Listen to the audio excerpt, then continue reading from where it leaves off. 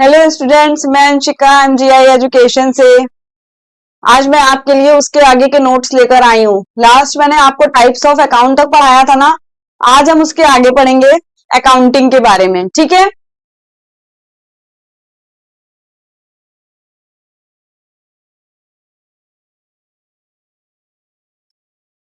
पहला है हमारा टाइप्स ऑफ अकाउंट्स, ठीक है।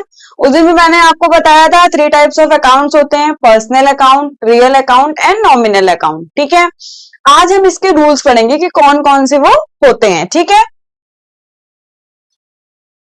तो पहला, गोल्डन रूल्स ऑफ अकाउंटिंग। इनको गोल्डन रूल्स कहा जाता है अकाउंटिंग का, क्योंकि ये इसके बिना अकाउंटिंग पॉसिबल ही नहीं है। अगर हमको जर्नल एंट्रीज करनी है और हमारे पास रूल्स नहीं है तो एंट्रीज हम नहीं कर पाएंगे। तो पर्सनल अकाउंट का मीन्स क्या होता है? पर्सनल अकाउंट से आप क्या समझते हो? पर्सनल अकाउंट मतलब व्यक्तिगत, मतलब अपना, पर्सनल, ठीक है।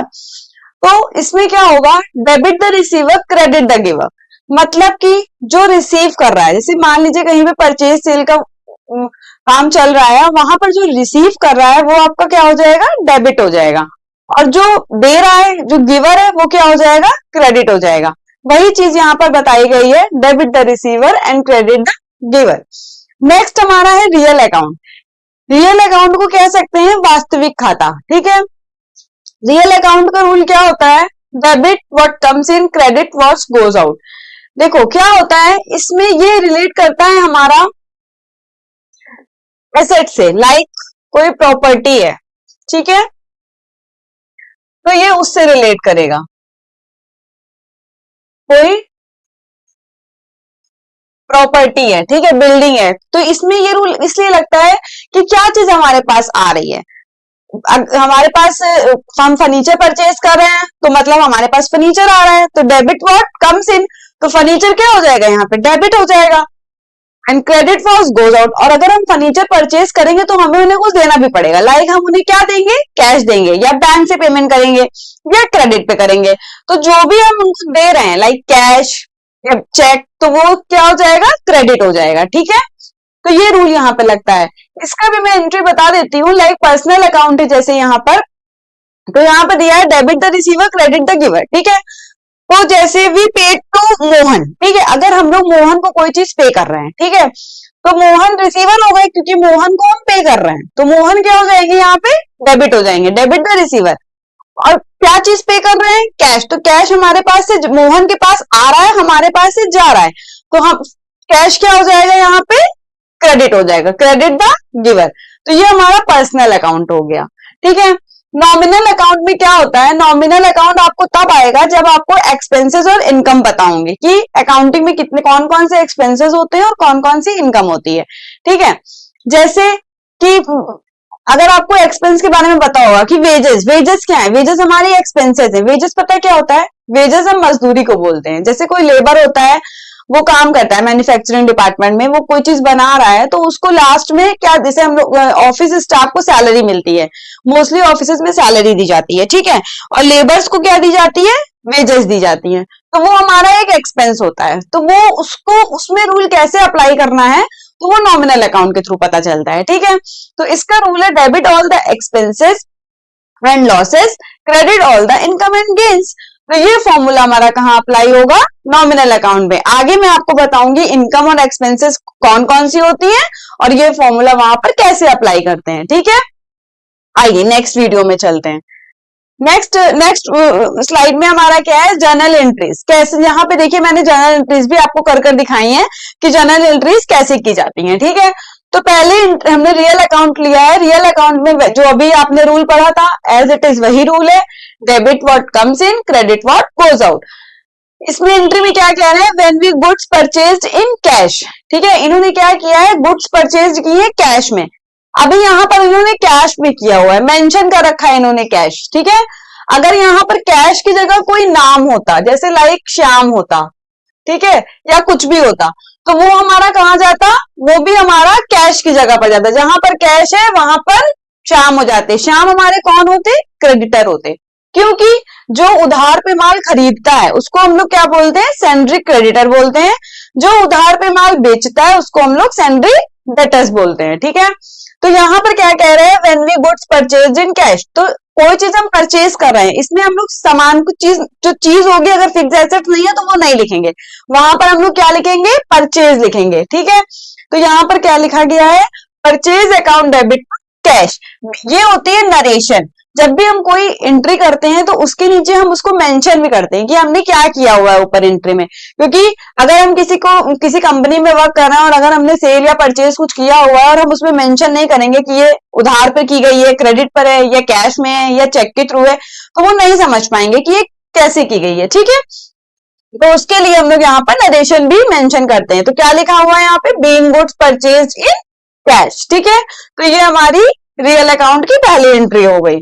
ठीक है, नेक्स्ट अकाउंट क्या है, पर्सनल अकाउंट। पर्सनल अकाउंट का जैसे कि अभी मैंने आपको बताया, पर्सनल अकाउंट का रूल होता है debit the receiver and credit the giver. तो यहाँ पर जो रिसीव कर रहा है वो डेबिट हो जाना है, सिंपल सी बात है, और जो दे रहा है, गिवर है, वो क्या हो जाएगा, क्रेडिट हो जाएगा। ठीक है, अब यहाँ पर जो अभी मैंने आपको बताई थी वी पेड टू मोहन, यहाँ पे वही है वी पेड टू सोहन हो गया है यहाँ पे। तो सोहन में क्या है, सोहन यहाँ पे क्या हो रहा है, सोहन डेबिट हो रहा है। ठीक है, सोहन अकाउंट टू डेबिट, क्योंकि सोहन को पैसा मिल रहा है, सोहन रिसीव कर रहे हैं, तो ये डेबिट हो जाएंगे। क्या मिल रहा है, कैश मिल रहा है, तो कैश क्या हो जाएगा, क्रेडिट हो जाएगा। इसमें इसका नरेशन क्या हो जाएगा, बीइंग कैश रिसीव्ड, तो सोहन भी कर सकते हैं और ऐसे भी लिख सकते हैं। ठीक है, तो ये किसकी एंट्री हो गई, पर्सनल अकाउंट की। नेक्स्ट है अब आते हैं, अब हम नॉमिनल अकाउंट पढ़ने से पहले हमें पता होना चाहिए कि इनकम कौन सी होती है और एक्सपेंसेस कौन सी होती है। तो पहले हम लोग इनकम और एक्सपेंसेस पढ़ लेते हैं। ठीक है,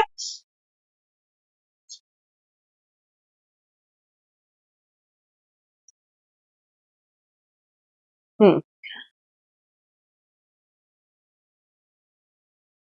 हम्म तो कौन कौन सी होती है इनकम्स, पहली होती है डायरेक्ट एक्सपेंसेस। दो तरह की एक्सपेंसेस होती है, पहले हम लोग एक्सपेंसेस में आए तो पहले एक्सपेंसेस पढ़ेंगे।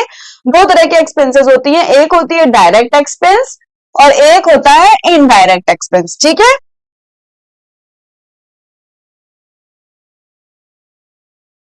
एक डायरेक्ट एक्सपेंस होता है और एक इनडायरेक्ट एक्सपेंस होता है। डायरेक्ट एक्सपेंस में हमारा क्या क्या आता है, डायरेक्ट एक्सपेंस में हमारा आता है कार्टेज। ठीक है, कार्टेज क्या होता है, जैसे छोट कुछ सामान को हम लोग एक जगह से थोड़ी कम दूरी पर दूसरी जगह पहुंचाते हैं, तो उसके लिए हम लोग कार्टेज का यूज करते हैं। ठीक है, कैरेज, कैरेज क्या होती है, कैरेज जैसे बैलगाड़ी टाइप की एक में गाड़ी देखी है, जो घोड़े घोड़े आगे लगे होते हैं, उसमें सामान ढोते हैं, तो उसको हम लोग कैरेज बोलते हैं। ठीक है, फिर आती है बात फ्रेट की। फ्रेट क्या होता है, भाड़ा, जो सामान को ले जाने जाने में जो पैसा दिया जाता है उसको बोलते हैं। ठीक है, नेक्स्ट हमारी आती है वेजेस। वेजेस क्या होती है, मैंने अभी आपको बताया, मजदूरी। ठीक है, नेक्स्ट हमारा आता है इंस्टॉलेशन चार्जेस। अगर कहीं पे मैन्युफैक्चरिंग का काम हो रहा है, क्योंकि डायरेक्ट एक्सपेंसेस जो होते हैं वो हमारे फैक्ट्री से रिलेटेड होते हैं, जहां पे मैन्युफैक्चरिंग हो रही होती है। ठीक है, मैन्युफैक्चरिंग हो रही होती है, तो मैं ठीक से लिख देती हूँ।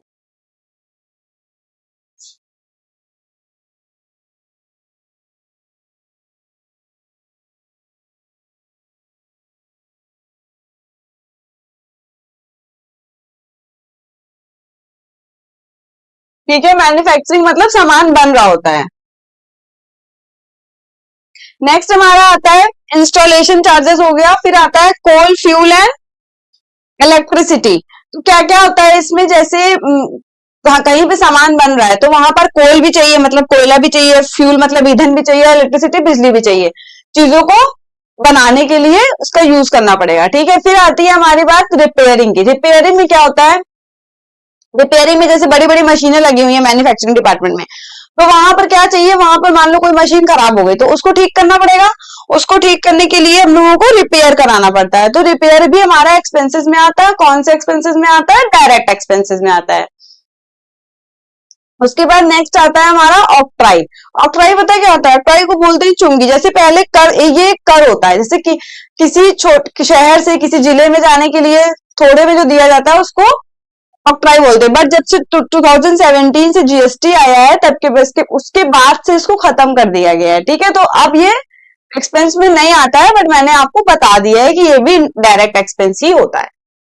फिर आती है हमारी बात इनडायरेक्ट एक्सपेंसेस की। इनडायरेक्ट एक्सपेंसेस में क्या क्या आता है, रेंट आता है, ठीक, ये ऑफिस से रिलेटेड होते हैं। पहली बात तो यहाँ पे लिखा ही हुआ है कि ये ऑफिस से रिलेटेड होते हैं। इसमें रेंट आ जाएगा, अगर कोई ऑफिस चला रहा है तो उसका रेंट। सैलरी आ जाएगी, अगर उस वहां पे एम्प्लॉय वर्क कर रहा है तो उसको सैलरी दी जाएगी। एडवर्टाइजिंग, अगर कंपनी में कुछ ऐसा काम हो रहा है तो उसकी एडवर्टाइजिंग करानी पड़ेगी, मार्केटिंग करवानी पड़ेगी। ट्रैवलिंग एक्सपेंसेस, अगर कोई बाहर का एम्प्लॉय काम करने आ रहा है तो उसके लिए उसके एक्सपेंस, उसको ट्रैवलिंग एक्सपेंसेस भी देना पड़ेगा आने जाने का, ठीक है। सेलिंग एंड डिस्ट्रीब्यूशन, सेल अगर सेल का है तो सेलिंग एंड डिस्ट्रीब्यूशन में भी हमको एक्सपेंस करना पड़ेगा। डिस्काउंट अलाउड, अब ये बात आती है यहाँ पे डिस्काउंट अलाउड की, ठीक ठीक है। तो डिस्काउंट, अगर हम किसी को डिस्काउंट दे रहे हैं, ठीक है, तो वो हमारे लिए क्या हो जाएगी, एक्सपेंस हो जाएगी। अगर हम डिस्काउंट रिसीव कर रहे हैं तो वो क्या हो जाएगी, इनकम हो जाएगी, ठीक है। नेक्स्ट हमारा आता है कमीशन अलाउड। सेम, अगर कमीशन दे रहे हैं तो वो भी हमारे लिए क्या है, एक्सपेंस है। इंटरेस्ट अलाउ कर रहे हैं तो वो भी क्या है, एक्सपेंस है। नेक्स्ट है डेप्रिशिएशन। डेप्रिशिएशन क्या होता है पता है आपको? डेप्रिशिएशन होता है जैसे कोई कोई सामान खरीदा हमने, लाइक हमने फोन खरीदा, ठीक है, या हमने लैपटॉप खरीदा, तो जो उसकी प्रेजेंट वैल्यू, जिस जिस वैल्यू पे आप उसको खरीद रहे हो, क्या आप फ्यूचर में उसको उसी वैल्यू पे बेच पाओगे? उतने ही पैसे पे। जैसे आपने 30,000 का लैपटॉप खरीदा, तो क्या आप उसको 30,000 में सेल कर दोगे इन फ्यूचर? नहीं कर पाओगे, उसकी वैल्यू क्या हो जाएगी, कम हो जाएगी। अगर आप तुरंत खरीद के भी बेचोगे ना, तब भी उसको आपको 2,000 रुपए कम करके ही बेचना पड़ेगा, ठीक है। तो इसको बोलते हैं डेप्रिशिएशन। ये किस पे लगता है, फिक्स एसेट्स पे लग जाता है हमारी, ठीक है। उसके बाद आता है हमारा बैड डेप्ट। बैड डेप्ट पता क्या होते हैं? बैड डेप्ट होते हैं हमारे जो पैसा हमारा डूब जाता है। जैसे आपने किसी को लोन दिया, ठीक है, और वो लोन का, उस लोन का पैसा आपको वापस नहीं मिला, मतलब कि वो क्या हुआ, वो डूब गया। कभी भी हम किसी कहीं पर पैसा लगाते हैं कि हमें इन फ्यूचर प्रॉफिट होगा या इंटरेस्ट के साथ मिलेगा, और वो पैसा हमें वापस नहीं मिला तो वो डूब गया। हो तो जो डूबा हुआ पैसा होता है उसको हम लोग अकाउंटिंग लैंग्वेज में बैड डेट्स बोलते हैं, और ये हमारे कहाँ आते हैं, इनडायरेक्ट एक्सपेंसेस में आते हैं, ठीक है। अब हम चलते हैं नेक्स्ट स्लाइड पे। अब ये आपको समझ में आ गया, ठीक है। अब बात करते हैं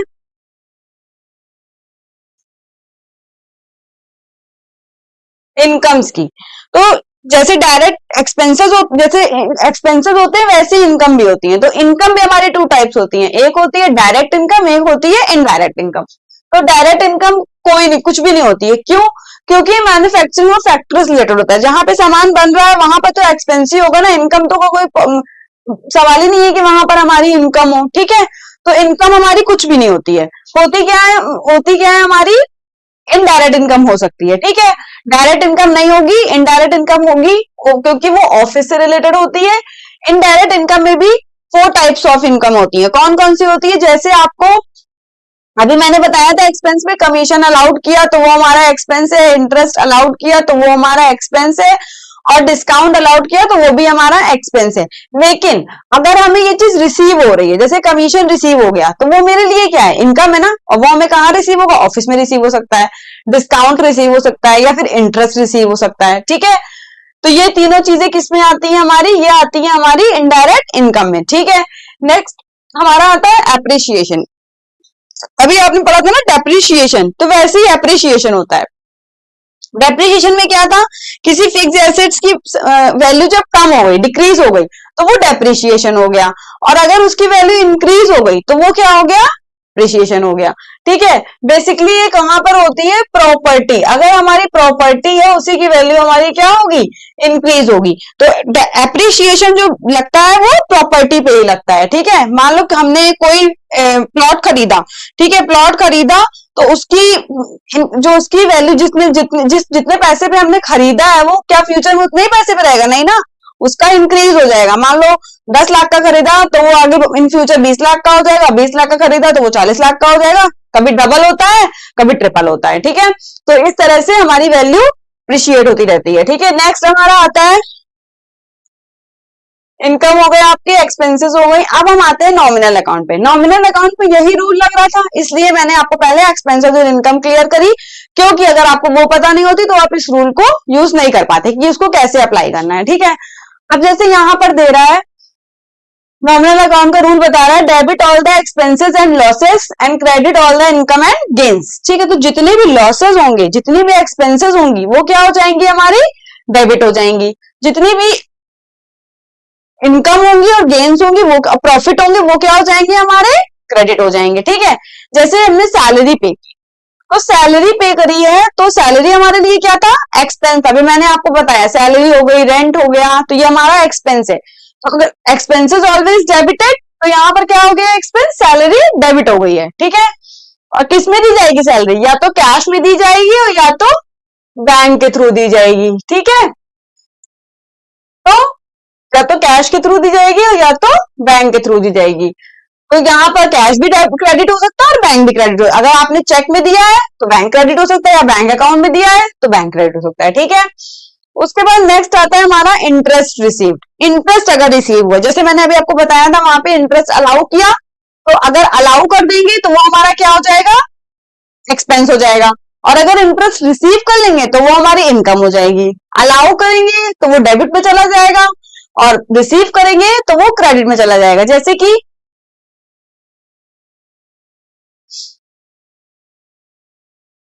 यहाँ पे ये एंट्री अलाउड की है। ठीक है, तो यहाँ पे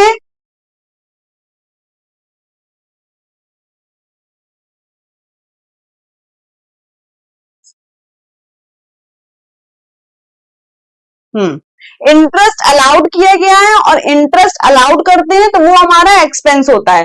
तो यहाँ पर क्या हो जाएगा, इंटरेस्ट अलाउड अकाउंट डेबिट, मतलब इंटरेस्ट अकाउंट डेबिट कैश या बैंक हो जाएगा। ठीक है, अगर यहीं पर, यहाँ पर अगर इंटरेस्ट रिसीव था तो यहाँ पे क्या होता है, टू कैश। अगर यहाँ पर इंटरेस्ट रिसीव की एंट्री हम लोग कर रहे होते,